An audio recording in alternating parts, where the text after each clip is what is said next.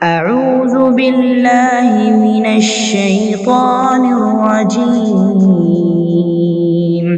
بسم الله الرحمن الرحيم السلام عليكم ورحمة الله وبركاته.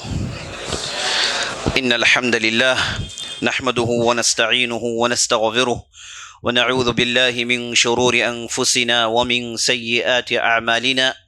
من يهده الله فلا مضل له ومن يضلل فلا هادي له، وأشهد أن لا إله إلا الله وحده لا شريك له، وأشهد أن محمدا عبده ورسوله. وبعد، فقال الله تبارك وتعالى: إنا نحن نزلنا الذكر وإنا له لحافظون. وقال عليه الصلاة والسلام: نزل القرآن على 7 أحرف. صدق الله ورسوله صلی اللہ علیہ وسلم۔ تمام قسم کی تعریفیں و بڑائی و بزرگی اللہ رب العالمین کے لیے ہے، جو خالق کائنات ہے، مالک ارض و سما ہے۔ لاکھوں کروڑوں درود و سلام و محمد رسول اللہ صلی اللہ علیہ وسلم پر، جنہیں اللہ تعالیٰ نے سارے کائنات کے لیے رحمت بنا دیا۔ اور میں اللہ رب العزت کی بارگاہ میں دعا کرتا ہوں کہ اللہ تعالیٰ جس طرح ہمیں اس مبارک مجلس میں جمع کیا ہے، اسی طرح ہمیں جنت الفردوس میں جمع کریں۔ اور میں اللہ رب العزت سے دعا کرتا ہوں کہ اللہ سبحانہ و تعالیٰ ہماری رمضان کی عبادتوں کو قبول فرمائے، ہمارے ذکر و اذکار کو قبول فرمائے، ہمارے توبہ استغفار کو قبول فرمائے، اور ان کے پاداش میں ہمیں جنت میں داخلہ دیں، آمین یا رب العالمین۔ جیسا کہ آپ لوگ جانتے ہیں، اللہ کے فضل و کرم سے پچھلے کئی راتوں میں ہم نے تاریخ قرآن کے موضوع پر بہت ساری باتیں آپ کے سامنے لانے کی کوشش کر رہے ہیں۔ ہم نے بہت ساری اہم باتیں دیکھی، اور یہ ایسی باتیں ہیں عام طور پر سننے کو نہیں ملتی، اور یہ ایسی باتیں ہیں جنہیں جاننا بہت ہی ضروری ہے، چونکہ یہ باتیں قرآن سے جڑی ہوئی ہیں، اور قرآن سے جو بھی بات جڑ جاتی ہے اس کی اہمیت اتنی ہی بڑھ جاتی ہے جتنی خود قرآن کی ہے۔ تو اللہ کا فضل و کرم ہے کہ ہم نے بہت ساری باتیں قرآن کے تاریخ کو لے کر آپ کے سامنے پیش کرنے کی کوشش کی۔ تو ہماری بات گزشتہ کی مجلس میں یہاں پر رکی ہوئی تھی کہ قرآن کو پڑھنے میں آسانی پیدا کرنے کے لیے تابعین کے زمانے میں بہت بہترین کوششیں ہوئیں۔ اس سے پہلے نبی صلی اللہ علیہ وسلم کے زمانے میں قرآن کو جمع کیا گیا، اسے لکھا گیا، پھر ابوبکر صدیق رضی اللہ عنہ کے زمانے میں اسے ایک کتاب کی شکل دی گئی، پھر عثمان رضی اللہ عنہ کے زمانے میں عجبوں کے مسائل ختم کرنے کے لیے اسے قریشی لہجے میں لکھا گیا۔ ایسے ہی باتیں چل رہی تھی۔ لوگ عثمان رضی اللہ عنہ نے جن لوگوں کو بھیجا تھا اپنے ہاتھ میں مصحف دے کر ان سے تعلیم حاصل کر رہے تھے، تو سارا عالم اسلامی انہی لوگوں سے قرآن سیکھ رہا تھا۔ لیکن جب اسلام کی فتوحات بڑھ گئیں، لوگ بڑی تعداد میں اسلام میں داخل ہونا شروع ہو گئے، اور ٹیچرز، قرآن کے اساتذہ کی کمی ہو گئی، تو وہاں پر اہل علم نے سوچا کہ اب کیوں نہ ایک ایسی چیز کو شروع کریں جس سے خود پڑھنے والا ان چیزوں کو پڑھ لے، اگرچہ کہ استاد سے تو استغنا نہیں، استاد کا ہونا اشد ضروری ہے، لیکن چونکہ زیادہ وقت دے نہیں سکتے تو ان کے ہاتھوں میں کچھ ایسے قواعد، ایسے رولز اینڈ ریگولیشنز دی جائے جن کے ذریعے سے وہ خود قرآن کو اچھے انداز سے پڑھ سکتے ہیں۔ تو اس سلسلے میں جو سب سے پہلی کوشش ہوئی وہ ابو الاسود الدولی رحمۃ اللہ علیہ کے جانب سے ہوئی۔ انہوں نے یہ کیا کہ قرآن کے اندر حرکتوں کو ڈالا، ورنہ اس سے پہلے قرآن میں نہ نقطے تھے نہ حرکتیں تھیں۔ یہ جو فتحہ ضم کسرہ، زیر زبر پیش جو کہا جاتا ہے، یہ قرآن کے اندر تھا ہی نہیں۔ یہ عجموں کو پڑھنا، غیر عربوں کو پڑھنا، اس میں بہت زیادہ دقت ہوتی تھی۔ تو انہوں نے یہ کوشش کی کہ قرآن کے اندر انہوں نے حرکتیں ڈالی، لیکن ان کی جو حرکتیں تھیں وہ چھوٹے چھوٹے سرکل کی شکل میں، دائروں کی شکل میں تھی، اور انہوں نے فتحہ کے لیے ایک دائرہ حرف کے اوپر، کسرہ کے لیے ایک دائرہ حرف کے نیچے، اور ضمہ کے لیے ایک دائرہ جو اور اوپر ڈالا گیا، اور تنوین کے لیے 2 دائرے، اور اسے سب انہوں نے لال رنگ میں رکھا ہوا تھا۔ تو ابو الاسود دولی رحمۃ اللہ علیہ نے یہ بہت ہی زبردست کام کیا، جس کے ذریعے سے بہت بڑا مسئلہ حل ہوا کہ عجم اب قرآن کو دیکھ کر پڑھنے کے قابل ان کے اندر وہ قابلیت پیدا ہو گئی، ورنہ اس سے پہلے ان کے لیے کچھ پڑھنا ممکن نہیں تھا۔ تو یہ جو ابو الاسود دولی ہیں رحمۃ اللہ علیہ، انہوں نے یہ زبردست کام کر دکھایا، اور یہ علی بن ابی طالب رضی اللہ عنہ کے شاگرد تھے، اور یہ اصل میں مکہ کے رہنے والے تھے۔ ان کی پیدائش نبی صلی اللہ علیہ وسلم نبی بننے سے 10 سال پہلے ہوئی۔ یہ مکہ کے سعود کے علاقے میں رہتے تھے۔ ان کا قبیلہ تھا جنہیں بنو دؤل کہا جاتا ہے۔ یہ قبیلہ اسلام قبول کرنے میں کافی تاخیر کر جاتا ہے۔ یہ کب اسلام قبول کرتا ہے؟ جب فتح مکہ کا واقعہ پیش آتا ہے، جب آپ صلی اللہ علیہ وسلم ہجرت کر کے مدینہ چلے گئے اور نبی صلی اللہ علیہ وسلم مدینہ میں ہیں، بدر کا واقعہ، احد، احزاب، خندق، یہ لڑائیاں ہوئی، اور جب فتح مکہ کا واقعہ پیش آیا، جب لوگ بڑی تعداد میں اسلام میں داخل ہوئے، تو ابو الاسود دولی کا خاندان بھی اسلام قبول کرتا ہے، اور جیسے اسلام قبول کرتے ہیں ان کے علاقے میں رہتے ہیں، اور چند دنوں کے بعد ہجرت کر کے مدینہ پہنچتے ہیں آپ صلی اللہ علیہ وسلم سے ملنے کے لیے، لیکن ان کی ملاقات آپ صلی اللہ علیہ وسلم سے نہیں ہوتی، کیونکہ آپ صلی اللہ علیہ وسلم کی وفات ہو گئی تھی۔ تو ان کے لیے ایک بہت بڑا صدمہ تھا۔ اب یہ صحابی تو نہیں بن سکتے، لیکن تابعین میں اس کیٹیگری میں شمار ہو سکتے ہیں جنہیں مخضرمین کہا جاتا ہے۔ تابعین کی 2 قسمیں ہیں، ایک ہے مخضرمین اور ایک ہے غیر مخضرمین۔ مخضرمین ان تابعین کو کہتے ہیں جو نبی صلی اللہ علیہ وسلم کے زمانے میں اسلام قبول کیا، آپ صلی اللہ علیہ وسلم زندہ تھے لیکن دیکھنے کا کبھی موقع نہیں ملا، دیکھنے کے لیے پہنچے، یا پھر آپ صلی اللہ علیہ وسلم وفات پا گئے، یا پھر آپ صلی اللہ علیہ وسلم کوئی سفر میں تھے، دیکھنے کا موقع نہیں ملا۔ تو ابو الاسود دولی، جن کا نام ظالم بن سفیان تھا، ان کے ساتھ یہی ہوا۔ یہ نبی صلی اللہ علیہ وسلم کو دیکھ نہیں پائے، اگرچہ کہ اسی زمانے میں وہ زندہ رہے، لیکن جب ہجرت کر کے مدینہ پہنچے تو اس وقت کے تابعین، اس وقت کے صحابہ نے ان کے اندر ہوشیاری دیکھ کر، ان کے اندر سمجھداری دیکھ کر انہیں کہا کہ آپ جاؤ علمی حلقوں میں شامل ہو جاؤ، تم ایسے آدمی ہو، تمہارے ذریعے سے اسلام کے علم کی خدمت ہو سکتی ہے۔ تو ان کی ہوشیاری دیکھ کے بعض صحابہ نے انہیں علمی حلقوں کے طرف گائیڈ کیا، اور یہ گئے اور صحابہ سے علم حاصل کرنا شروع کرتے ہیں، اور یہ خاص طور پر علی بن ابی طالب کے ساتھ رہے۔ شروع میں ان سے انہوں نے علم حاصل کیا، اور بعد میں خلیفہ بنے تو ان کے ساتھ بہت ہی زیادہ طرفداری انہوں نے کی، ان کے لشکر کے شروع کے صفوف پہ کھڑے ہوتے تھے۔ عالم ہونے کے ساتھ ساتھ، گہرا علم رکھنے کے ساتھ ساتھ، لڑائی کے میدان میں علی بن ابی طالب رضی اللہ عنہ کے ساتھ رہے، اور انہی کی وجہ سے کافی مشہور ہوئے۔ تو اس کے بعد یہ علی بن ابی طالب سے جہاں انہوں نے بہت کچھ سیکھا۔ علی بن ابی طالب ایک ایسے شخص ہیں جنہیں اللہ نے ہر میدان میں مہارت دی تھی۔ آپ جہاد کا میدان کہیے، ان کا مقابلہ کوئی نہیں کر سکتا، علم کا میدان کہیے، تفسیر میں ان کا مقابلہ کوئی نہیں کر سکتا، اور فقہ میں بہت بلند پائے کے آدمی ہیں، عبداللہ بن مسعود، عبداللہ بن عباس، زید بن ثابت، یہ سب ان سے سیکھے ہیں۔ تو علی بن ابی طالب مستقل ایک بہت بڑی تاریخ ہے۔ تو ان کے پاس ابو الاسود دولی بہت ساری چیزیں سیکھتے ہیں۔ ابو الاسود دولی کہتے ہیں کہ ایک مرتبہ میں علی بن ابی طالب سے ملنے گیا تو علی بن ابی طالب بڑی گہری سوچ میں پڑے ہوئے ہیں، اور سر میں ہاتھ رکھ کر کچھ بہت دیر تک سوچ رہے تھے۔ میں نے انہیں ڈسٹرب کرنا پسند نہیں کیا، واپس چلا گیا۔ پھر چند دنوں بعد آیا تو میں نے انہیں اسی حالت میں دیکھا۔ اس کے بعد میں نے پوچھا، اے امیر المومنین، آپ کس سوچ میں کھوئے ہوئے ہیں؟ تو علی بن ابی طالب نے کہا کہ نہیں، میں یہ سوچ رہا ہوں کہ جو لوگ عربی زبان اب سیکھ رہے ہیں، ابھی اسلامی مملکت میں آ رہے ہیں، انہیں عربی زبان سکھانے کا کیا آسان طریقہ ہو سکتا ہے؟ انہیں عربی زبان سکھانے کا کیا آسان طریقہ ہو سکتا ہے؟ اس تعلق سے میں غور و خوض کر رہا ہوں۔ تو اس کے بعد کہتے ہیں کہ چند دنوں کے بعد جب میں ان کے پاس گیا تو ان کے پاس میں نے ایک پرچہ دیکھا۔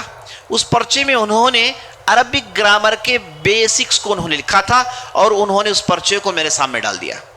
میں نے پرچہ اٹھا کر دیکھا تو علی بن ابی طالب نے عربک گرامر کے جو پارٹس آف سپیچ ہیں، اسم، حرف، فعل، اس کی انہوں نے تقسیم کی ہوئی ہے، جو بھی آج تک وہی چیز بیس کے طور پر عربی گرامر میں استعمال ہوتی ہے۔ تو کہتے ہیں کہ اس زمانے میں ان کی سوچ اتنی گہری تھی کہ انہوں نے عربی گرامر کی بنیاد ڈال دی۔ تو ابو الاسود دولی علی بن ابی طالب کے بڑے گہرے شاگرد تھے۔ اور اس کے بعد جب یہ ان کی عمر بڑھتی رہی، یہ بصرہ میں رہ گئے تھے، اور بصرہ میں انہوں نے عربی زبان کو سکھانے کے لیے، چونکہ علی بن ابی طالب سے انہوں نے ان چیزوں کو سنا تھا، تو ساری زندگی لوگوں کو عربی پڑھانے، عربی زبان سکھانے، قرآن کی تلاوت سکھانے، قرآن پڑھانے میں گزاری، پوری زندگی اسی میں گزاری۔ جب وفات پائے ان کی عمر لگ بھگ 85 سال کی تھی، 85 ایئرز کے تھے، کافی بزرگ تھے، اور اس حالت میں وفات پاتے ہیں۔ اور ان کی وفات ہوئی 69 میں، 69 ہجری میں، اور یہ بصرہ میں وفات پاتے ہیں۔ اور ان کے شاگرد ایسے زبردست نکل آئے جنہوں نے ساری دنیا میں عربی کا ڈنکا بجایا۔ ان کے ایک شاگرد ہیں، ان کا نام ہے عاصم، نصر بن عاصم اللیثی۔ ایک دوسرے شاگرد ہیں جن کا نام یحییٰ بن یعمر۔ یہ دو ہیں جو ان کے شاگرد تھے۔ ان کے جانے کے بعد پھر ایک مسئلہ پیش آیا کہ یہ جو عرب قرآن پڑھتے ہیں، اب تو حرکت کا تو مسئلہ حل ہو گیا، او پڑھنا ہے کہ ای پڑھنا ہے کہ آ پڑھنا ہے، یہ مسئلہ ہو گیا۔ اب مسئلہ یہ ہے کہ با میں، تا میں، سا میں فرق نہیں کر رہے ہیں۔ با، تا، سا شکل کے طور پر ایک ہی ہے، صاد، ضاد دونوں کا شکل ایک ہی ہے، سین، شین شکلیں ایک ہیں، ان میں کوئی نقطے نہیں ہیں۔ تو اس وقت کا جو گورنر، جس کا نام حجاج بن یوسف تھا، اس نے، چونکہ وہ بصرہ کا گورنر تھا، اسے معلوم ہے کہ ابو الاسود دولی کا کیا مقام ہے، ان کے شاگردوں کا کیا مقام ہے، تو اس نے نصر بن عاصم اور یحییٰ بن عمر ان دونوں کو بلا کر کہا کہ دیکھو بھائی، یہ مسئلہ ہے، اس کے لیے حل نکالو۔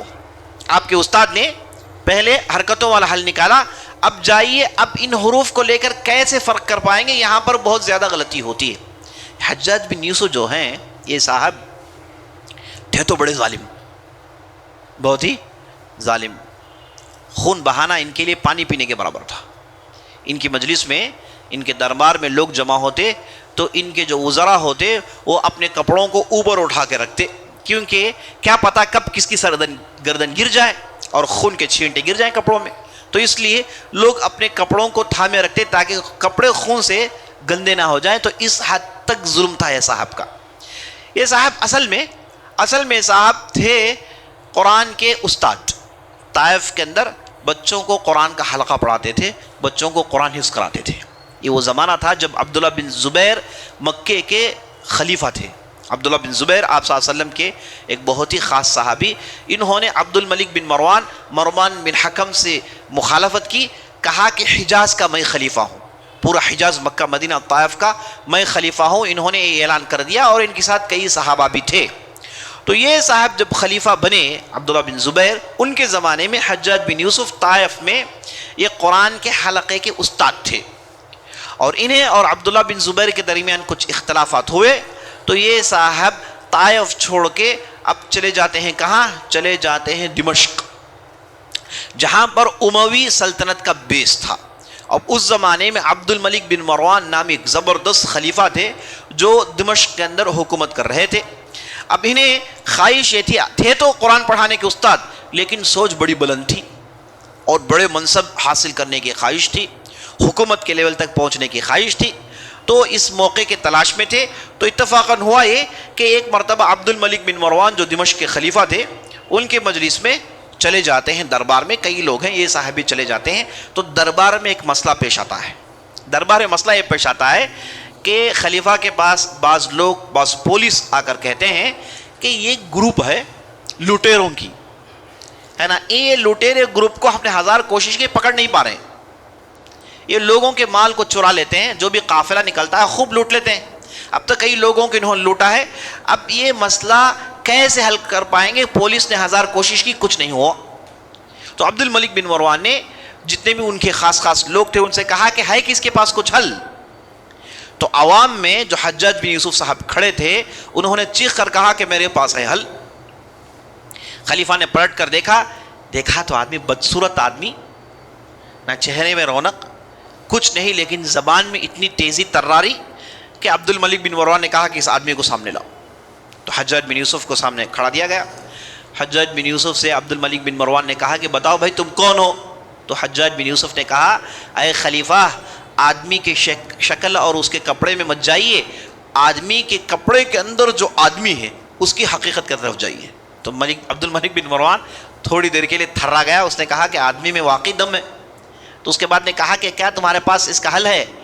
حجاج بن یوسف نے کہا کہ مجھے صرف اب 3 دن کا موقع دیجیے, 3 دن کی مہلت دیجیے, اور مجھے چند لوگوں کی ضرورت ہے.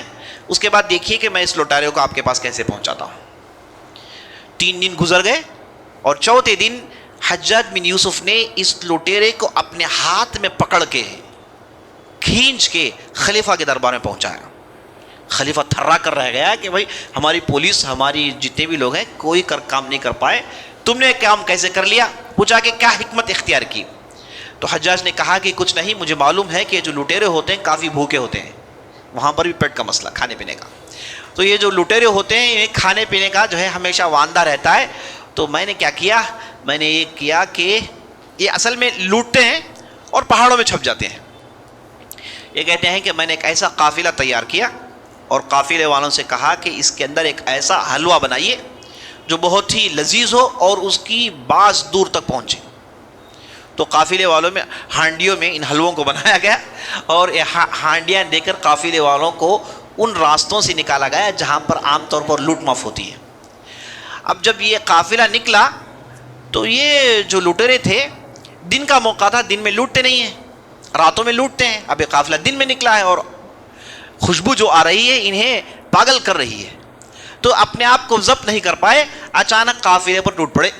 اور جیسے ہی قافلے پر ٹوٹ پڑے تو پہلے سے انتظام تھا انہیں پکڑنے کا, تو بڑی آسانی سے حجاج بن یوسف نے ان لٹیروں کو پکڑ لیا. بعض روایتوں میں آتا ہے کہ حجاج بن یوسف نے اس حلوے میں کچھ ملا دیا تھا. یہ جو چور اچکے اسے کھانا شروع کیے تو بیمار پڑ گئے. اس کے بعد وہ شہروں میں آئے تھے علاج کے لیے تو انہیں پکڑ لیا گیا. تو بہرحال حجاج بن یوسف نے اپنی حکمت عمل اختیار کی اور یہ لٹیروں کو پکڑ کے عبد الملک بن مروان کے دربار میں پہنچا دیا. اور جیسے ہی لٹیرے پہنچے اور حجاج بن یوسف کا یہ کام دیکھا خلیفہ نے تو بہت خوش ہوا, اور اس کے بعد کہا کہ حجاج آج سے ہمارے خاص لوگوں میں سے ہے. اور وہاں سے حجاج بن یوسف کا ستارہ چمک جاتا ہے نا. وہاں سے وہ صاحب اتنے مشہور ہو جاتے ہیں کہ عبد الملک بن مروان نے یہ صاحب کو عراق کی گورنری دے دی اور انہیں استعمال کیا عبد الملک بن مروان عبداللہ بن زبیر کو ختم کرنے کے لیے. میں نے ابھی بتایا آپ کو عبداللہ بن زبیر مکہ کے والی تھے, مکہ, مدینہ, طائف, یہ سب ان کے کنٹرول میں تھا. تو یہ حجاج بن یوسف نے ایک ایسا لشکر تیار کیا جو سیدھے مکے پر حملہ کرتا ہے اور مکے کے اندر خون خرابہ کیا جاتا ہے, اور حجاج بن یوسف کے لوگ عبداللہ بن زبیر کو قتل کرتے ہیں. تو قتل کرنے کے بعد پورا مکہ اور پورا حجاز عبد الملک بن مروان کے قبضے میں آ جاتا ہے. اب پورے سارے عالم اسلامی کا ایک خلیفہ ہو گیا تھا, ورنہ اس سے پہلے 2 خلیفہ تھے, ایک طرف عبد الملک بن مروان اور ایک دوسری طرف عبداللہ بن زبیر. تو عبد الملک بن مروان نے حجاج کو استعمال کر کے عبداللہ بن زبیر کے کام کو تمام کیا. تو یہ جو صاحب تھے حجاج بن یوسف انتہائی سفاک, کئی لوگوں کو انہوں نے قتل کیا. جب یہ صاحب کو عبد الملک بن مروان نے کوفہ کا گورنر بنا کر بھیجا تو یہ صاحب گئے کوفہ کی مسجد میں, اپنے چہرے کو چھپائے ہوئے تھے, صرف آنکھیں نظر آ رہی تھی, اور ڈھاٹا باندھ کے یہ صاحب ممبر میں چڑھ گئے, خطبہ دیا. اور خطبہ جیسے ہی دیا کوفہ والے تھے شرپسند, انہوں نے پتھراؤ کیا, چھوٹے چھوٹے کنکر مارے خطیب پر. تو حجاج بن یوسف نے کہا کہ میں ایسے چہرے دیکھ رہا ہوں وہ پھلوں کی طرح ہیں, پھل جب ان کا موسم آتا ہے تو انہیں کاٹ دینا چاہیے, ان کے کاٹ دینا چاہیے. اور اس کے بعد خطبے میں اس نے حکم دیا کہ مسجد کے دروازے بند کر دیے جائیں. مسجدوں کے دروازے بند ہو گئے اور صاحب نے جمعے کی نماز پڑھائی, اور ایک دروازہ کھول کے اس کے دہلیز کے پاس یہ صاحب کھڑے ہو گئے, اور جو بھی گزرتے کہتے کہ اس کا ہاتھ کاٹو, مار دیا. اس کہتے ہیں کہ اس کا پیر مارو, مار دیا. کہا کہ اس کے چہرے میں چوٹ لو, اس کے جسم میں چوٹ لو. تو جو بھی نماز کے لیے آئے تھے واپس گھر گئے, جسم خون میں لکبت ہے, کسی کا ہاتھ کٹا ہوا ہے, کسی کی ہتھیلی کٹی ہوئی ہے, کیونکہ یہ صاحب اوپر سے دیکھ رہے تھے کہ جس کسی نے کنکری ماری اس کے ہاتھوں کو کاٹ دیا. آئے تھے نماز صبح نہا دھو کے جمعے کی, واپس گئے ہتھیلی نہیں ہے. تو تصور کریں گے کہ صاحب کیسے خطرناک قسم کے گورنر تھے. تو اس کے بعد سے کوفہ والوں کو ایسا زپایا, ایسا. ہم جانتے ہیں کوفہ والے کون ہیں, انہوں نے علی بن ابی طالب کے زمانے میں جو فتنے کیے, اس کے بعد زمانے میں فتنے کیے, بڑے فتنے پسند, بڑے جو ہے فسادات کے دلداہ, ایسا زپایا حجاج بن نے، اس کے بعد ان کی آواز تک نہیں نکلی، سیدھے سیدھے قتل، زیادہ بات ہی نہیں، چھوٹی غلطی مار دینے سر، چھوٹی غلطی ہے سر مار دیا بس سیدھے سیدھے. اب ایسا دبایا کہ کوفہ والے پھر زبان کبھی کھول نہیں پائے. اور یہ بات عبد الملک مروان کو بہت پسند آئی، کیونکہ کوفہ والوں کو کسی نے کنٹرول نہیں کیا تھا. حجاج ہی کے حصے میں بات آئی کہ انہوں نے پورے کوفے کو ایسے دبوچا کہ اس کے بعد ان کی سانسیں نہیں نکل رہی تھی. اس انداز سے یہ صاحب نے ایسا ظلم کیا. اور ان کے ظلم میں کبھی انہوں نے صحابہ کو اذیت دی اور کبھی تابعین کو اذیت دی، تکلیف دی. خاص طور پر ایک تابعی جن کا نام سعید بن جبیر تھا، اسے یہ صاحب علی اعلان ڈنکے کی چوٹ میں قتل کرتے ہیں اور ناحق قتل کیا جاتا ہے. تو اس وقت سعید بن جبیر نے اللہ سے دعا کہ اے اللہ میرے بعد حجاج کے ہاتھوں کسی کو قتل نہیں کروانا. اس کے بعد 15 دن کے بعد حجاج بن یوسف کی موت آ جاتی ہے، اس کے پیٹ میں کیڑے پڑ جاتے ہیں. اہل علم نے یہ صاحب کے تعلق سے خوب بدعا دی، لیکن ساتھ میں یہ بات بھی لکھی کہ یہ صاحب قرآن کو لے کر کافی چوکنا تھے، اور یہ صاحب قرآن 7 دن میں ایک مرتبہ ختم کرتے تھے. قرآن کے غیر معمولی حافظ تھے، ہر روز ایک منزل پڑھتے تھے. صحابہ کے پاس قرآن کی جو تقسیم تھی، یہ جز کی تقسیم نہیں ہے جو آج ہمارے پاس 30 پارے، پہلا پارا یہاں سے لے کے یہاں تک. جس کسی نے پارے بنائے ہیں، مجھے تو اتنا معلوم ہو گیا کہ پارے بنانے والے کو عربی سے واقفیت نہیں ہے بالکل، کیونکہ پارے جو بنائے گئے ہیں اس میں آیتوں کے نمبروں کو گن کے پارے بنائے گئے ہیں، اس میں معنی کو لحاظ میں رکھا ہی نہیں گیا ہے. ایسے آیتوں کو کاٹ کے انہوں نے پارا بنایا ہے جو کہ بالکل جائز نہیں ہے. لیکن یہ اب سارے عالمی میں اسلامی میں مشہور ہو گیا تو لوگ اسے استعمال کر رہے ہیں، ورنہ یہ صحیح تقسیم نہیں ہے. صحابہ کے زمانے میں یہ 30 پاروں کی تقسیم نہیں تھی. صحابہ کے زمانے میں جس کی تقسیم تھی وہ تھے سوروں کی تقسیم اور منزلوں کی تقسیم. منزلوں کی تقسیم کیا ہے؟ سورہ فاتحہ سے لے کے سورہ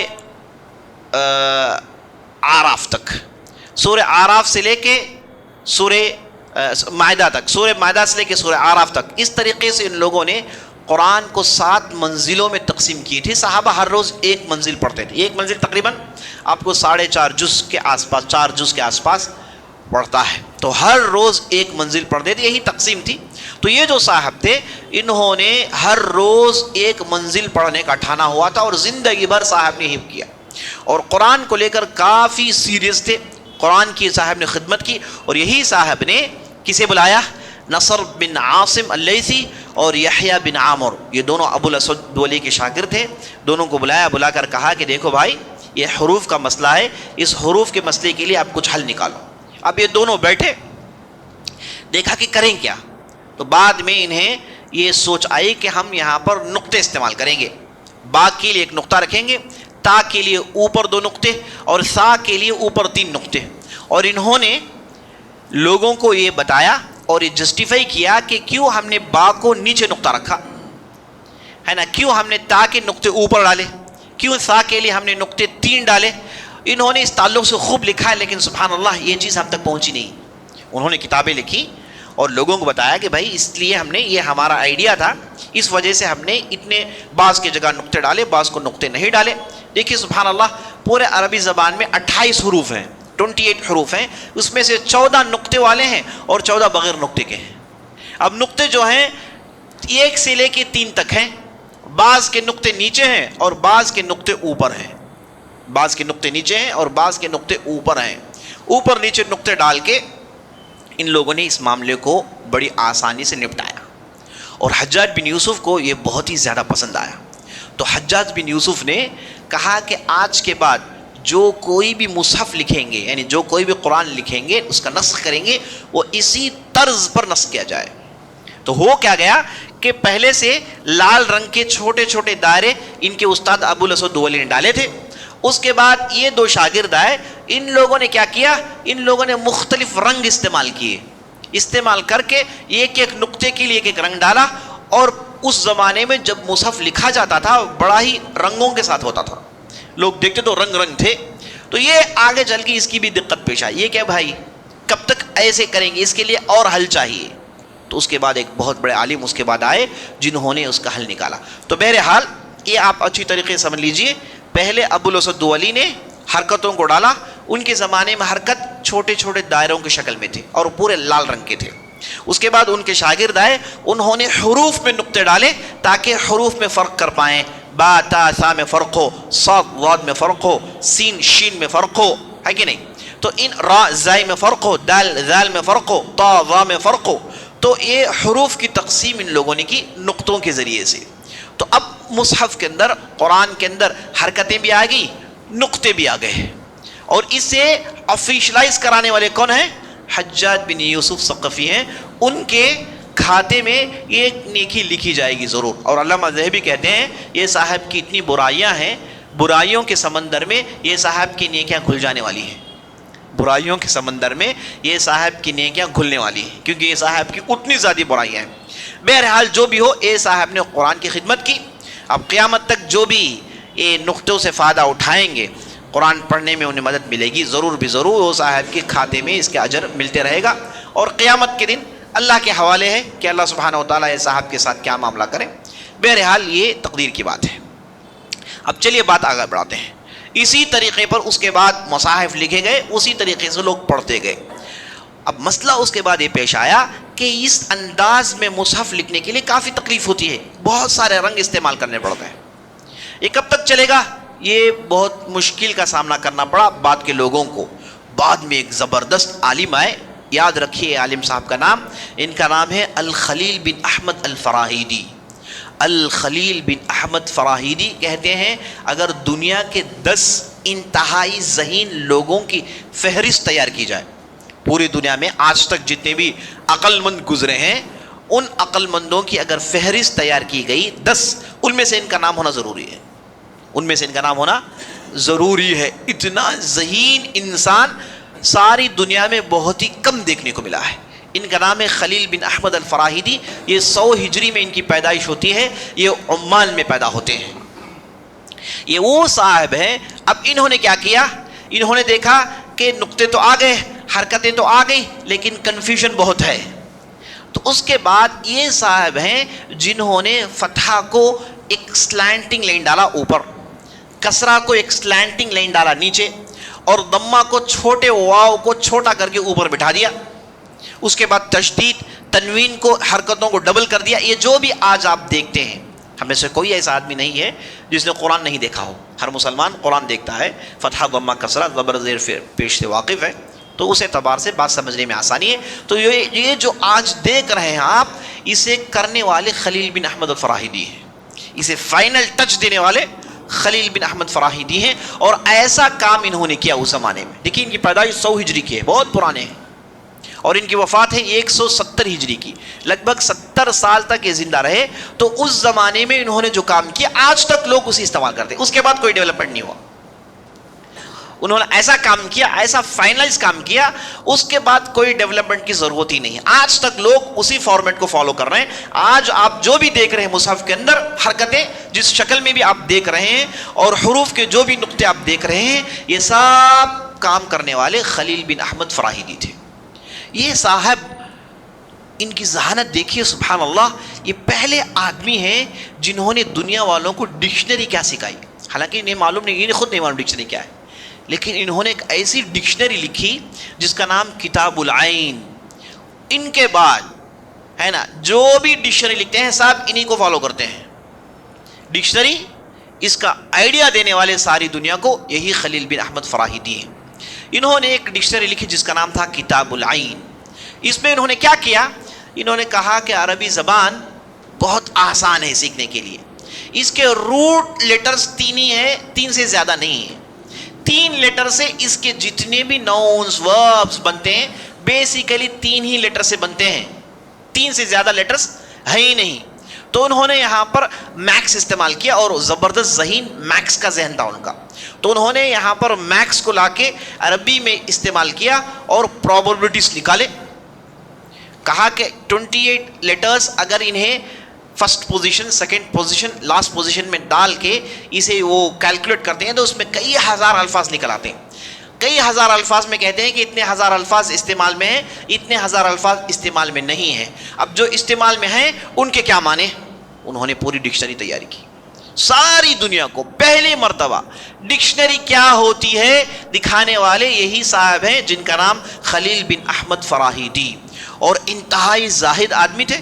جہاں اللہ نے انہیں غیر معمولی ذہین اور غیر معمولی علم دیا تھا، اسی طریقے سے غیر معمولی دنیا سے دور، پیسوں سے نفرت اور جاہ و جلال منصب سے دور تھے۔ کئی مرتبہ انہیں بڑے بڑے مناصب دینے کے لیے بلایا گیا، انہوں نے ان چیزوں کو قبول نہیں کیا، بلکہ اپنے گھر میں ان کے شاگرد کہتے ہیں جن کا نام نضر بن شمیل، ان کی ایک جھوپڑی تھی جس میں رہتے تھے، ان کی ایک جھوپڑی تھی جس میں وہ رہتے تھے، اور یہ جو جھوپڑی ہے اس جھوپڑی میں بڑے بڑے علماء پڑے جو آگے چل کے جنہوں نے پیلیسز بنا لیے، لیکن مرتے دم تک یہ تھے جھوپڑی میں۔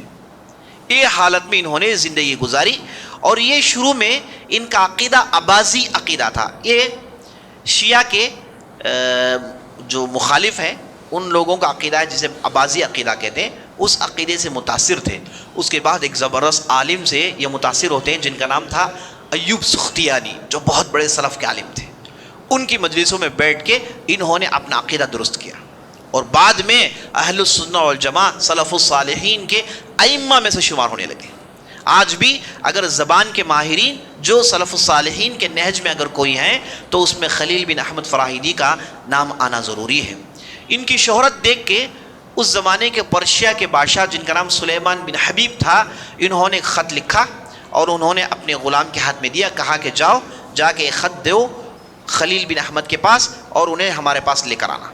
اور یہ خط لے کر جب سلیمان پہنچے تو خلیل نے اس خط میں دیکھا، اس میں لکھا ہوا تھا کہ آپ آ جائیں ہمارے پاس، ہمارے بچوں کو آپ پڑھائیں، ہم آپ کے لیے فلاں فلاں انتظامات کریں گے، آپ کے لیے فلاں فلاں سہولتیں ہوں گی، آپ کے لیے اتنے پیسے دیے جائیں گے۔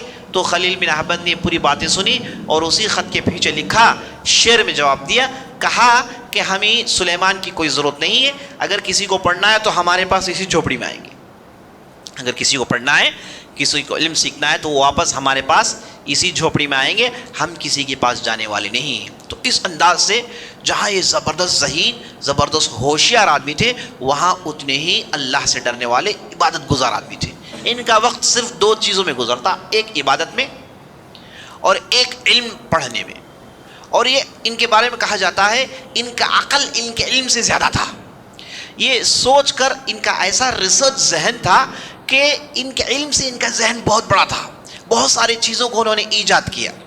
یہ پہلے آدمی ہیں جنہوں نے علم العروض نامی ایک علم کو ایجاد کیا۔ دیکھیے پہلے تو انہوں نے ڈکشنری ایجاد کی، اس سے پہلے انہوں نے یہ حرکتیں، اس پر انہوں نے کام کیا، اور تیسری چیز جس کا انہوں نے ایجاد کیا وہ ہے علم العروض۔ علم العروض کہتے ہیں شعر و شاعری پڑھنے، اور شعر و شاعری جو بھی ہے وہ ایک وزن میں ہے۔ یہ پہلے آدمی ہیں جنہوں نے اس کے وزن کو ڈیٹیکٹ کیا، کہا کہ انسان جب شعر پڑھتا ہے، شعر گاتا ہے، اس کے پیچھے ایک وزن ہے، اس وزن میں وہ جب گاتا ہے تو سننے میں اس میں مزہ ملتا ہے۔ جب آدمی شعر و شاعری سنتا ہے تو کون سی چیز اسے کھینچتی ہے، کون سی چیز اسے اس کے طرف مائل کرتی ہے؟ انسان کی فطرتی طور پر اندر ایک ردم ہے جسے وہ شعر و شاعری سے اٹریکٹ کرتی ہے۔ تو انہوں نے اس ردم کو فائنڈ آؤٹ کیا اور بتایا کہ عربی شعر و شاعری کے جتنے بھی ردمز ہیں وہ 15 سے زیادہ نہیں، اور اس پر انہوں نے ایسا کام کیا، گھر میں بیٹھ جاتے تھے اور کئی دنوں تک لکھتے رہتے، سوچتے رہتے، یہاں تک کہ ان کے بیٹے نے مسجد والوں سے جا کے کہہ دیا کہ والد صاحب پاگل ہو گئے ہیں، اکیلے بیٹھے ہیں، اچانک گنگناتے ہیں، اچانک کچھ لکھتے ہیں، اچانک ٹیلتے ہیں، اچانک باہر آتے ہیں، اچانک سمندروں کے پاس چلے جاتے ہیں، بہت دیر تک بیٹھے رہتے ہیں، پھر بازاروں میں آتے ہیں اور بازار والوں کی چیخ پکار بہت دیر تک سنتے رہتے ہیں۔ ہمارے والد صاحب پاگل ہو گئے، لوگ ان کی زیارت کے لیے آ گئے، لوگ ان کی زیارت کے لیے گھر میں آ گئے اور لوگوں کا انہوں نے استقبال کیا۔ لوگوں نے دیکھا کہ یہ اپنے کامل عقل میں ہے، تو انہوں نے کہا کہ آپ کے لڑکے نے تو ایسا کہا ہے۔ تو خلیل بن احمد نے کہا کہ میرا بیٹا، جتنے لوگ میرے پاس آ کے علم حاصل کرتے ہیں، ساری دنیا سے لوگ آتے ہیں، لیکن میرا بیٹا جاہل کا جاہل ہے نا۔ میں نے اسے سمجھانے کی کوشش کی، پڑھانے کی کوشش کی، علم اس کی بس کی بات نہیں ہے، علم اس کے پلے پڑنے والی نہیں ہے، اسے چھوڑ دیجئے۔ میں اصل میں ایک دوسری چیز سوچ رہا ہوں، آپ لوگوں کو چند دنوں کے بعد معلوم ہو جائے گا کہ میں کیا چیز سوچ رہا تھا۔ ویسے ہی چند سالوں کے بعد انہوں نے اس علم کو انٹروڈیوس کیا، اور جب پہلی مرتبہ اسے پڑھایا لوگوں نے کہا کہ تو جادو ہے، یہ کیا جادو پڑھا رہے ہیں آپ، یہ کیا نئی چیز بتا رہا، اب تک کسی نے بتایا نہیں۔ کہا کہ جتنے بھی عربی کے شعر و شاعری ہیں سب ایک ردم میں ہے، ایک فلو ہے اس کے اندر، اور سب کا ایک وزن ہے نا. اور اسے انہوں نے سمجھایا، اس پر انہوں نے لکھا. لوگوں نے شروع میں کہا کہ جادو ہے، اس کے علاوہ کچھ اور نہیں. بعد میں لوگ ان کے پاس آ کے پڑھنا شروع کیے. آج بھی عربی شعر و شاعری، بلکہ عربی نہیں کسی بھی زبان کی شعر و شاعری پڑھنا ہے تو خلیل بن احمد کی جو بیسکس جنہوں نے اسے فائنڈ آؤٹ کیا، اس کے علاوہ ان کے پاس کوئی اور چارہ نہیں. آج تک لوگ اسی علم کو پڑھتے ہیں جس کا نام ہے علم العروض. اس پر انہوں نے بہت بڑا کام کیا. اور اس کے بعد عربک گرامر میں تو انہوں نے مستقل کام کیا. ایسا کام کیا کہ اس کے بعد لوگ آج بھی انہی کی کتابوں کو پڑھتے ہیں اگر وہ پراپر عربی گرامر سمجھنا چاہتے ہیں. اتنا زبردست کام کیا. انہوں نے علم الصرف نامی عربک گرامر کی ایک شاخ کا ایجاد کیا، اور جس میں انہوں نے کہا کہ جتنے بھی عربی الفاظ ہیں اس کے اندر فا عین لام کلمہ ہے، سب ایک وزن میں فلو ہوتے ہیں، سب ایک وزن میں فلو ہوتے ہیں. جیسے کتبہ ہو گیا، کتبہ سے کاتب نکلتا ہے، اور کتبہ سے مکتوب نکلتا ہے، کتبہ سے مکتب نکلتا ہے، کتبہ سے کتابت نکلتی ہے. تو اس کے یہ جو نام ہے، یہ جو ورڈز ہیں، یہ جو الفاظ ہیں، یہ الفاظ بعض الفاظ کے روٹ ورڈز ہیں.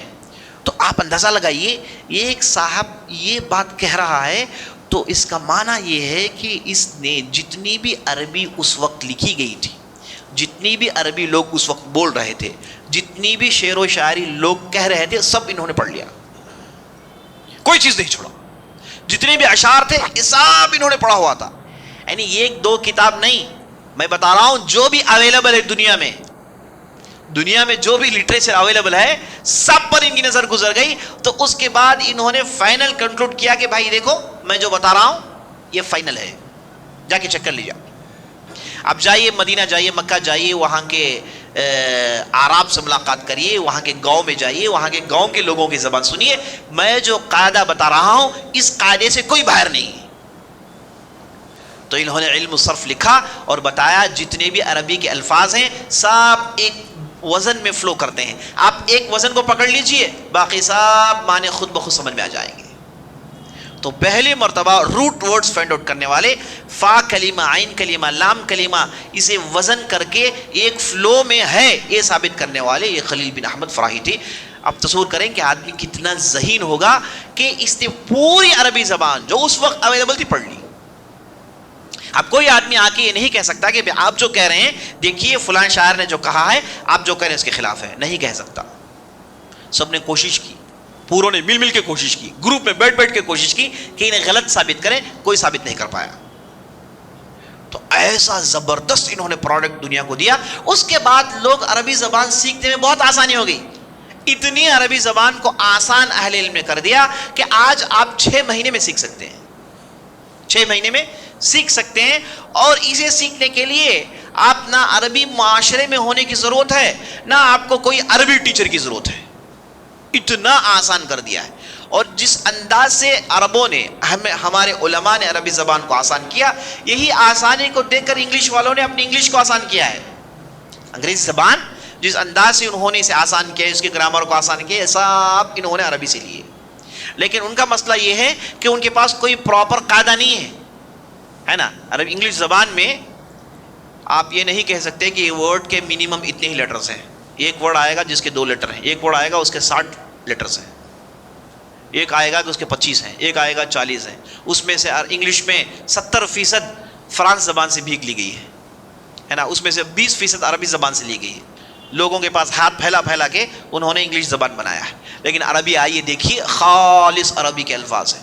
اور ہمارے علماء نے عربی الفاظ اور غیر عربی الفاظ دونوں میں فرق کیا ہے. یہ کہتے ہیں کہ یہ الفاظ عربی کی نہیں ہے، باہر سے داخل ہوئے ہیں، یہ الفاظ کی اتنی ہی گنت لے لیجیے آپ. تو خلیل بن احمد فراہیدی نے اس میں کام کیا. اور ان کے ایک شاگرد آئے جن کا نام تھا امام سیبویہ، نام نوٹ کریے. امام سیبویہ یہ خلیل بن احمد فراہیدی کے بالکل چھوٹے موٹے شاگرد تھے، ان کی مجلسوں میں بیٹھنے والے تھے. یہ آگے چل کے انہوں نے ایک کتاب لکھی جس کتاب کا نام خود الکتاب ہے. کتاب کا نام خود کیا ہے؟ الکتاب ہے. انہوں نے جو کتاب لکھی، اس کتاب کے 4 والیومز ہیں. آج کے علماء کہتے ہیں اگر کوئی آدمی کہتا ہے کہ میں عربی زبان کا ماہر ہوں، عربی زبان مجھے آتی ہے، تو وہ 4 والیوم نہیں، 1 والیوم کی شروع کے 100 پیج پڑھ کے ہمیں سمجھا دیں. بعد میں بات کریں گے آپ سے، بات 4 والیوم تو بعد کی بات ہے. یہ 1 والیوم کی شروع کے 100 پیج پڑھ کے سمجھا دیں کہ یہ کیا کہنا چاہتے ہیں، ہم اسے مان لیتے ہیں عربی کا بہت بڑا ماہر ہے. تو یہ الکتاب لکھتے ہیں کون؟ امام سیبویہ. سیبویہ کون ہے؟ یہ فارسی الاصل ہیں، ان کی زبان فارسی ہے، یہ عربی تھوڑی ہیں، یہ عربی تھوڑی ہیں. یہ ان کے والد بصرہ میں پیدا ہوئے، یہ عربی میں گفتگو جب کرنا شروع کیے تو ان سے غلطیاں بہت ہوتی تھیں. حدیث پڑھنے گئے، حدیث پڑھے تو غلطیاں ہوئی. حدیث کو علماء نے کہا کہ بھائی تم جاؤ، اب پہلے عربی زبان سیکھو، بعد میں حدیث پڑھنا. تو پریشان ہوئے، لوگوں سے پوچھا کہ مجھے عربی سیکھنی ہے، مجھے غلطیاں بہت کر رہا ہوں میں. تو لوگوں نے کہا کہ جاؤ بھائی، خلیل بن احمد کے علاوہ کوئی دوسرا چارہ نہیں. تو ان کی مجلس میں آتے ہیں اور ایسی عربی سیکھتے ہیں کہ یہ عربوں کے امام ہیں. آج ان کی جو کتاب ہے الکتاب، یہ سیبویہ نے لکھی ہے، اور یہ کتاب جتنی بھی عربی گرامر دنیا میں ہے اس کے لیے یہی کتاب بیس ہے. اور یہ کتاب میں جو بھی علم ہے انہوں نے خلیل بن احمد فراہیدی سے سیکھا ہے. لیکن خلیل بن احمد فراہیدی نے کوئی کتاب نہیں لکھی، انہوں نے شاگردوں کو تیار کیا. ان کا علم کتابوں میں منتقل کرنے والے بہت سارے ہیں، ان میں سے یہ ہے امام سیبویہ. انہوں نے کتاب کیوں لکھی، اس کے پیچھے بھی قصہ ہے. یہ چونکہ فارسی تھے، گفتگو کرتے تو ان کی زبان میں لکنت تھی، لوگ پہچان لیتے کہ عربی نہیں ہے. درس دینے بیٹھے لوگ کہتے کہ بھائی تم عربی نہیں ہے. تو پریشان ہوئے، تو انہوں نے کہا کہ میں بولنا نہیں، لکھنے میں کام کرتا ہوں. تو انہوں نے کتاب لکھی، ساری دنیا میں مشہور ہو گئی، اور ساری دنیا میں آج انہیں امام سیبویہ کے نام سے جانتے ہیں. اور امام سیبویہ جب ان کی وفات ہوئی تو ان کی عمر 35 سال کی تھی، کم عمر وفات پا جاتے ہیں. اور وفات پانے کی وجہ کیا تھی؟ ایک جملے میں ڈیبیٹ ہو گیا تھا، ایک عربی جملے میں ڈیبیٹ ہو گیا تھا ان کے اور ایک دوسرے عالم کے درمیان. دونوں ایک ایسے وزیر کی مجلس میں ڈیبیٹ کرتے ہیں، وہ وزیر خود عربی سے واقف نہیں تھا. اب یہ جب ایک جملے میں ڈیبیٹ ہو گیا تو لوگوں نے کہا کہ چلو سیبویہ کو بلاؤ، وہ فیصلہ سنائیں گے. تو وہاں پر ایک دوسرے امام تھے جن کا نام امام کسائی، انہوں نے کہا کہ جملہ ایسے ہی ہونا چاہیے. اور بہت بڑی ڈیبیٹ ہو گئی مجلس میں، ایک جملے میں بہت بڑی ڈیبیٹ ہو گئی. تو اس ڈیبیٹ میں سیبویہ جیتتے ہیں. ان کی بات بالکل صحیح تھی، بات کے علماء نے لکھا، لیکن چونکہ امیر صاحب خود علم نہیں رکھتے تھے، انہوں نے امام کسائی کے حق میں فیصلہ سنا دیا. تو واپس سفر کر آئے تو اتنے غمگین ہوئے، غم کی وجہ سے ان کی وفات ہو گئی. غم کی وجہ سے ان کی وفات ہو گئی، اور ان کی عمر بڑی مشکل سے 35 سال کی تھی. تو دیکھیے لوگوں نے عربی زبان کی کیسی خدمت کی. اللہ اکبر. تو میں بتا رہا تھا خلیل بن احمد فراہیدی انتہائی ذہین لوگوں میں سے تھے. تو انہوں نے 3 زبردست کام کیے، ساری دنیا آج تک اسے فالو کرتی ہے. پہلے انہوں نے نقطے اور حرکتیں ڈالی، اس کے بعد علم العروض نامی ایک سبجیکٹ کو ایجاد کیا، اس کے بعد عربی گرامر کے بیسس انہوں نے بنائے. ساری دنیا آج بھی انہی کی کتابوں کو پڑھتی ہے. اور ان کی وفات بھی بڑی عجیب و غریب ہوئی، عجیب و غریب واقعہ ہے. کہتے ہیں کہ انہیں آخری زمانے میں مسئلہ یہ پیش آیا کہ جب بھی اپنے غلام کو چند پیسے دے کر بھیجتے ہیں جا کے کچھ خرید کر لاؤ، تو غلام واپس جو پیسے چلر ہیں وہ کم لاتے ہیں. حساب کتاب میں اسے غلطی ہوتی ہے. کوئی چیز خریدی، واپس پیسے لائے، یا پھر کبھی زیادہ لا لیے پھر کم لا لے. تو یہ غلاموں کو بڑی تکلیف ہوتی تھی، خاص طور پر خرید فروخت میں. تو انہوں نے سوچا کہ انہیں ایک ایسا فارمولا سکھا دیا جائے جس کے ذریعے سے کبھی غلطی نہ کریں.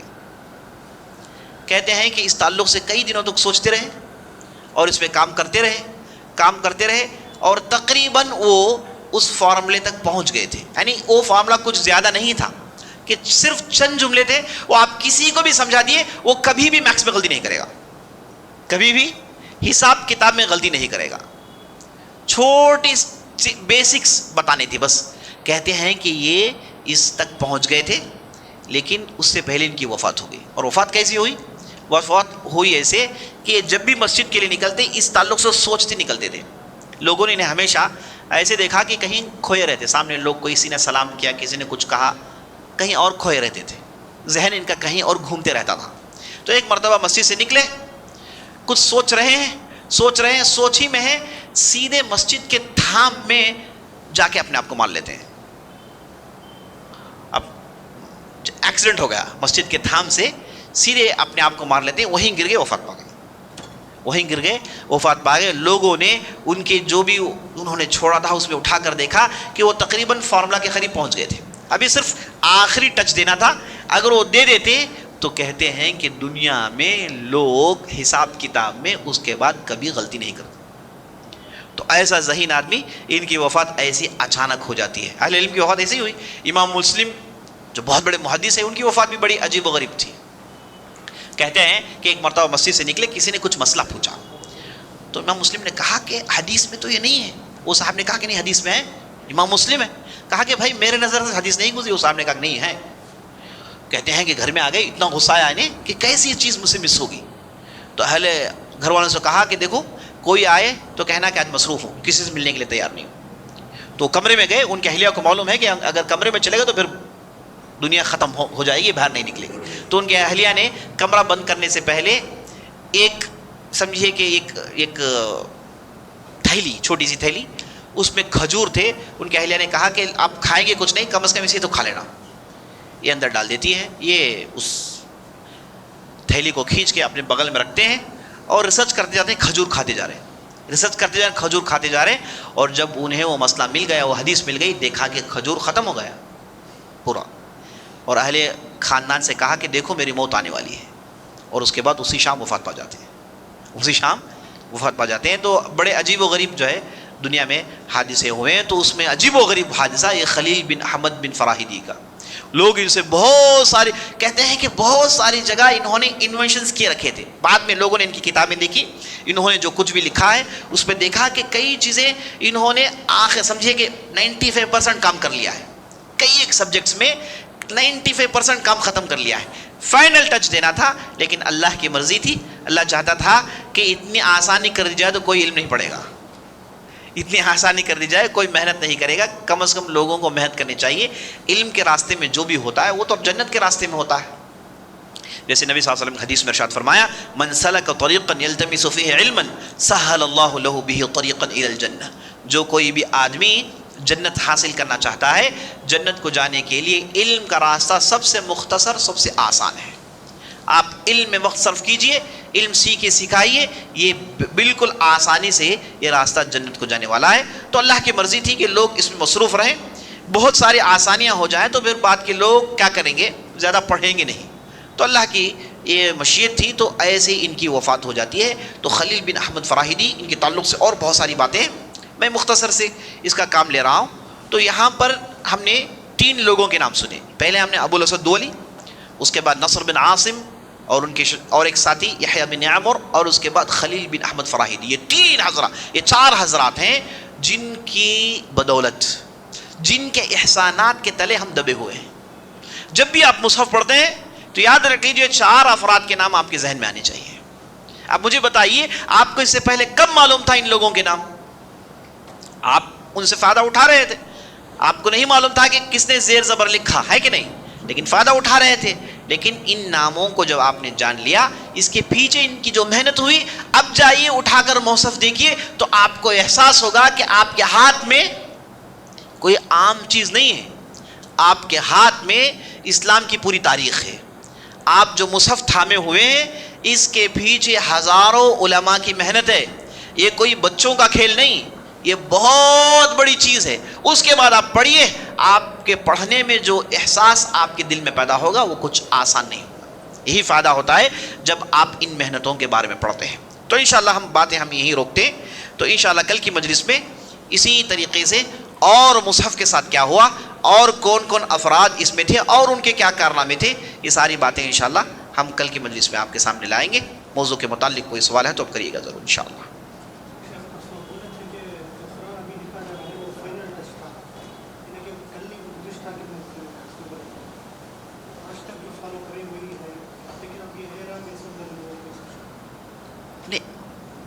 میں نے جو کہا، مجھے آپ جو کہہ رہے ہیں مجھے جو ٹھیک سے یاد نہیں ہے. ہو سکتا ہے کہ میں نے یہ کہا ہوگا کہ عثمان رضی اللہ عنہ کے زمانے میں رسم العثمانی جو فونٹ ہے اس میں جو لکھا گیا ہے اسے آج تک لوگ فالو کرتے ہیں. رسم العثمانی اسی کو فالو کرتے ہیں، لیکن رسم العثمانی میں نقطے اور حرکتیں نہیں تھیں. رسم العثمانی میں نقطے اور حرکتیں نہیں تھیں، وہ صرف فونٹ تھا، حروف کے شکل ہوں گے. اور وہ بھی بالکل شروع کا زمانہ تھا نا. کوئی بھی علم جب آتا ہے تو شروع کے زمانے میں بڑا کمزور ہوتا ہے، بعد میں وہ پروان چڑھتا ہے، بعد میں اس کے اندر مضبوطی آتی ہے. تو صحابہ نے جس فونٹ کو ایجاد کیا تھا، جس میں وہ لکھا تھا، اس میں نہ نقطے تھے نہ حرکتیں تھیں، لیکن وہ جو شکل ہے، جس انداز سے انہوں نے لکھا ہے، آج بھی اسے ایسے ہی لکھتے ہیں، لیکن یہ نقطے حرکتیں اس میں ایڈ کر دی گئی ہیں۔ تو خلیل بن احمد فراہیدی، یہ جو جماعت جن کا میں نے ذکر کیا، انہوں نے حرکتیں ڈالنے میں، نقطے ڈالنے میں کام کیا، اور حروف کی جو شکل ہے، سین کی شکل، با کی شکل، صاد کی شکل، طا کی شکل، یہ رسم العثمانی سے لی جاتی ہے، اور آج تک بھی اسی چیز میں سے لکھا جاتا ہے۔ قرآن کو رسم العثمانی کے علاوہ دوسرے اس میں لکھنا حرام ہے، واللہ عالم۔ ہاں، سوال ایک اہم ہے، سوال یہ پوچھا جا رہا ہے کہ حدیث قدسی ایک ہے، حدیث ایک ہے، قرآن ہے، ان تینوں میں فرق کیا ہے؟ تینوں میں بڑا گہرا فرق ہے۔ قرآن کے الفاظ، قرآن کے معنی، یہ دونوں اللہ کی طرف سے ہیں۔ قرآن کے الفاظ اور قرآن کے معنی، یہ دونوں اللہ کی طرف سے ہیں، اور یہ دونوں نبی صلی اللہ علیہ وسلم پر جبرائیل کے ذریعے سے وحی کی گئے، وحی کی شکل میں نبی صلی اللہ علیہ وسلم کو دیے گئے۔ یہ ہے قرآن، جس کے ہر حرف پڑھنے میں 10 نیکیاں ہیں، اور جسے چھونے کے لیے وضو کی ضرورت ہے۔ اور یہ جو جبرائیل کے ذریعے سے حروف اور معنی جو نازل کیے گئے، یہ چیلنج ہے ساری دنیا کے لیے کہ ایسا آپ لے کر آئیے آج تک۔ یہ ہو گیا قرآن۔ حدیث کیا ہے؟ حدیث یہ نبی صلی اللہ علیہ وسلم کے الفاظ ہیں، اور نبی صلی اللہ علیہ وسلم کے معنی ہیں، لیکن یہ معنی اللہ نے نبی صلی اللہ علیہ وسلم کو الہام کے ذریعے سے دیے، اور اس میں نبی صلی اللہ علیہ وسلم کی سمجھ قرآن کو لے کر وہ بھی ہے، اور نبی صلی اللہ علیہ وسلم کی شریعت کی سمجھ وہ بھی اس میں داخل ہے کہ نہیں؟ تو احادیث کا جو مجموعہ ہے، اس میں معنی اور یہ الفاظ، یہ سب نبی صلی اللہ علیہ وسلم کی طرف سے ہیں، اگرچہ کہ معنوں میں بعض، یہ دیکھیے پورا شریعت اللہ ہی کی طرف سے ہے، احادیث بھی وحی کی قسم ہے، ہم نے بتایا ہے، الہام کی قسم ہے، لیکن اس میں الفاظ اور وقتاً فوقتاً ماحول کے ذریعے سے جو معنی نبی صلی اللہ علیہ وسلم ڈالے، یہ حدیث کا مجموعہ ہے۔ حدیث کے مجموعے میں ہر حرف کو 10 نیکیاں نہیں، نہ حدیث چیلنج ہے۔ ہم مسلمان صرف قرآن کو بطور چیلنج پیش کرتے ہیں، ایسا کوئی کلام آپ لے کر آئیے، حدیث نہیں۔ حدیث میں کیا ہے؟ نبی صلی اللہ علیہ وسلم کے الفاظ ہیں، کبھی صحابہ کے الفاظ ہیں، جیسے جابر بن عبداللہ نبی صلی اللہ علیہ وسلم کے حج کو بیان کرتے ہیں، یہ حدیث لگ بھگ 5 صفحات میں ہے، اور 5 صفحات میں جو کلام ہے، جو بات ہے، یہ پورا جابر بن عبداللہ کی بات چیت ہے، ان کے الفاظ ہیں، ان کی زبان ہے، لیکن حدیث میں نہیں ہے، حدیث میں ہے۔ تو حدیث کے مجموعے میں بہت بڑی تعداد صحابہ کے الفاظ ہیں، لگ بھگ 90 سے زیادہ فیصد صحابہ کے الفاظ ہیں حدیث کے مجموعے میں۔ تو حدیث کا مجموعہ ہم مسلمان بطور چیلنج نہیں پیش کرتے، نہ اسے آپ کو چھونے کے لیے وضو کی ضرورت ہے، نہ اس کے ہر حرف میں آپ کو نیکی ملنے والی، نیکیاں تو ملیں گی لیکن ہر حرف پر نہیں۔ اب دونوں کے درمیان ایک ہے حدیث قدسی۔ حدیث قدسی کیا ہے؟ یہ الفاظ اللہ کی طرف سے ہے، اور معنی اللہ کی طرف سے ہے، لیکن یہ جبرائیل کی طرف سے نبی صلی اللہ علیہ وسلم کے پاس نہیں آئے، یہ اللہ نے نبی صلی اللہ علیہ وسلم کو بطور الہام دیا ہوگا، یا پھر جبرائیل نے لایا ہوگا، لیکن جبرائیل نے کہا ہوگا کہ قرآن میں شمار نہیں ہے۔ اور حدیث قدسی میں کئی احادیث صحیح ہیں، کئی احادیث ضعیف ہیں، اور کئی احادیث حسن ہیں۔ تو اہل علم نے حدیث قدسی کے معاملے کو فل سٹاپ رکھ دیا ہے، لگ بھگ اس میں 150 احادیث جو صحیح ہیں، ورنہ 1000 سے زیادہ احادیث ہیں، ان میں سے صرف 150 صحیح کی حد تک پہنچے ہیں۔ تو احادیث قدسیہ کا الگ سے مجموعہ ملتا ہے، جس میں پورے صحیح احادیث قدسیہ نقل کر دیے گئے، تو ان کی تعداد 150 سے زیادہ نہیں ہے۔ لیکن حدیث قدسی، نہ آپ اسے پڑھنے پر ہر حرف پر آپ کو 10 نیکیاں ملیں گی، نہ یہ چیلنج کے طور پر ہم مسلمان پیش کر سکتے ہیں۔ اللہ کی طرف سے ہیں، الفاظ بھی اللہ کی طرف سے ہیں، اور نبی صلی اللہ علیہ وسلم اللہ سے روایت کریں گے۔ حدیث میں آئے گا کہ فیما یرویہ عن ربہ، نبی صلی اللہ علیہ وسلم اپنے اللہ کی طرف سے روایت کر رہے ہیں کہ اللہ نے کہا۔ کیا کہیں گے نبی صلی اللہ علیہ وسلم؟ کہیں گے کہ اللہ نے کہا، اللہ نے کہا انی حرمت الظلم علی نفسی فجعلتہ محرما فلا تظالموا، جیسے مشہور حدیث ہے جس میں اللہ نے کہا کہ میں ظلم کو اپنے اوپر حرام کرتا ہوں، تم آپس میں ظلم مت کرو۔ تو یہ الفاظ بھی اللہ کی طرف سے ہیں، معنی بھی اللہ کی طرف سے ہیں، لیکن نبی صلی اللہ علیہ وسلم اللہ سے اس کی روایت کریں گے، نہ یہ قرآن میں شمار ہے، نہ یہ وحی کے ذریعے سے جو عام قرآن نازل ہوتا ہے ویسے نازل ہوئی ہے۔ حدیث قدسی میں ضعیف ہے، صحیح ہے اور حسن ہے، جیسے عام حدیث کے مجموعے میں ہوتا ہے۔ تو یہی تینوں میں فرق ہے۔ تو فرق میں اب دہرا دیتا ہوں، قرآن چیلنج ہے، ہر حرف میں 10 نیکیاں ملیں گی۔ حدیث قدسی، حدیث کو نہ آپ اس میں ہر حرف میں 10 نیکیاں ملنے والی ہیں، نہ یہ چیلنج ہے۔ قرآن جبرائیل کے ذریعے سے، وحی کے ذریعے سے الفاظ و معنی اللہ کی طرف سے ہے۔ حدیث قدسی الفاظ و معنی اللہ کی طرف سے ہیں، لیکن یہ الہام کے ذریعے سے یا پھر جبرائیل کے ذریعے سے پہنچائے گئے، لیکن یہ بتا دیا گیا کہ جو مین سٹریم قرآن ہے اس کا یہ حصہ نہیں ہے۔ اور حدیث اس میں صحابہ کے الفاظ ہیں، تابعین کے الفاظ ہیں، نبی صلی اللہ علیہ وسلم کے الفاظ ہیں، یہ سب بشری ہیں۔ حدیث جو ہے یہ پورا بشری ہے، انسانی ہے۔ اور حدیث قدسی اور قرآن یہ دونوں میں بشری شعبہ نہیں ہے، یہ اللہ کی طرف سے ہے۔ تو یہ تینوں میں فرق ہے، واللہ اعلم۔ سوال کر رہے ہیں کہ کیا ہم حجاج بن یوسف کو تابعی کہہ سکتے ہیں؟ دیکھیے، صحابہ وہ ہیں جنہوں نے نبی صلی اللہ علیہ وسلم کو دیکھا ایمان کی حالت میں، اور وہ ایمان کی حالت میں وفات پاتے ہیں، یہی صحابی ہیں۔ صحابہ کے لیے یہ کنڈیشن نہیں لگایا گیا کہ وہ دیندار ہوں، وہ سچے ہوں، وہ صحیح راستے میں رہے ہوں، یہ نہیں، کیونکہ پورے صحابہ سچے راستے میں۔ محدثین نے ایک قاعدہ بنایا ہے، الصحابۃ کلہم عدول، جتنے بھی صحابہ ہیں وہ سب کے سب سیدھے درست ہیں، ان کے اندر بے دینداری پائی نہیں گئی، ان کے اندر جھوٹ نہیں دیکھا گیا، ان کے اندر خالص دنیا پرستی نہیں دیکھی گئی۔ اس لیے صحابہ کی پوری جماعت پر اہل علم نے یہ مہر لگایا کہ یہ پورے کے پورے نیک صالح ہیں۔ لیکن تابعین، تبع تابعین میں ایسا نہیں ہے۔ اس لیے تابعی وہ آدمی ہے جس نے صحابی کو دیکھا اور صحابی سے دین سیکھا اور وہ دین میں رہا، دیندار رہا ہو، یہی تابعی ہے۔ اور تبع تابعی کون ہے؟ جسے تابعی کو دیکھا، ان سے دین سیکھا ہو اور وہ دیندار رہا ہو۔ تو تابعی تبع تابعی کا تعلق علم سے ہونا ضروری ہے، علم سے، روایتیں، فقہ، حدیث، تفسیر، علم سے ان کا ریلیشن ہو تو ہی آپ تابعی کہیں گے۔ کوئی تابعی آپ ایسا نہیں دیکھیں گے کہ جو بازار میں ان کی دکان تھی آپ اسے تابعی کہتے نہیں ہوگا، نیک آدمی ہے لیکن تابعی نہیں کہیں گے، حالانکہ اسی زمانے میں ہو سکتا ہے صحابہ کو بھی دیکھا ہو، ہے کہ نہیں؟ تابعی کے لیے کنڈیشن یہ ہے کہ وہ علم کے میدان سے جڑے رہیں، روایتوں میں، حدیث میں، فقہ میں، یہاں پر ان کا کچھ مقام رہا ہو، انہوں نے کچھ کیا ہو اور دیندار رہے ہوں، انہی کو تابعی کا ٹائٹل دیا جاتا ہے۔